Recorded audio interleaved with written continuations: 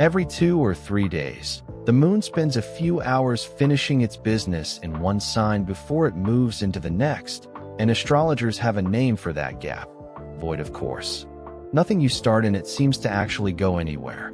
The plans fall through, the email gets no reply, the great idea from that afternoon looks pointless by morning.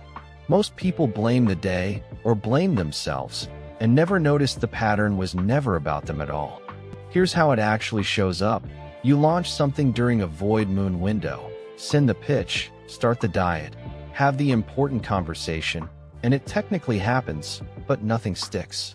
The reply never comes. The motivation evaporates by dinner. The conversation gets forgotten by both people within a week. You call it bad timing, or bad luck, or losing your nerve, and try again harder next time in the exact same unstable window, wondering why effort keeps producing nothing that lasts. Ignore the pattern long enough, and you start doubting things that were never actually the problem. You second-guess a genuinely good idea because it fizzled once, not realizing it launched into a few dead hours instead of a bad plan. You stop trusting your follow-through, when the follow-through was never the issue, the starting window was. Months of "why doesn't anything I begin actually go anywhere" pile up, and you build a whole story about your own unreliability out of a pattern that was actually about timing, not character. Check tonight or tomorrow whether the moon's void right now. A quick search tells you instantly.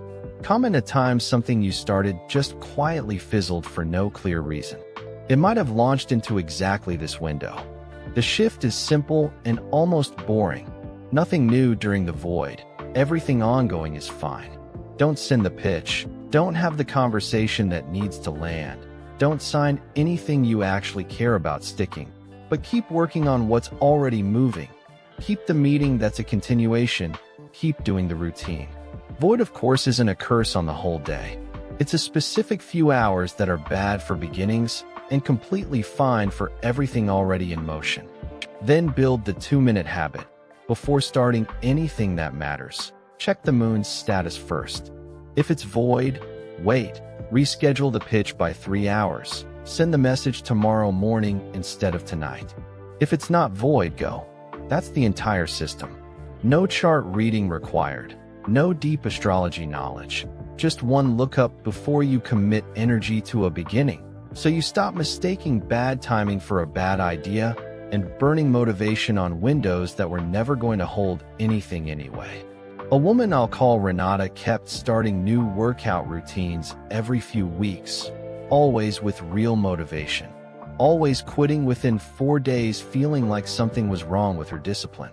She started tracking dates out of curiosity and found nearly every restart landed during a void moon afternoon. Motivation spiking right in the exact window least likely to hold anything new. She moved her next restart to a non-void morning. Same routine, same effort. 6 weeks later, it was still going, and she finally stopped believing the story that she simply couldn't stick to things.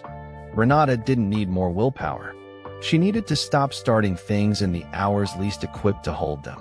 Once she saw the pattern, she started checking the moon before any real beginning, a workout, a hard conversation, a new habit, and stopped blaming her character for what was actually a timing problem. That's the real use of tracking the void. Not superstition, just recognizing that some hours are genuinely better for launching and some are only good for continuing, and finally working with that instead of against it. If you just realized why some of your restarts never held, like this video. Comment the last thing you started that fizzled fast. Check the date. It might have been void.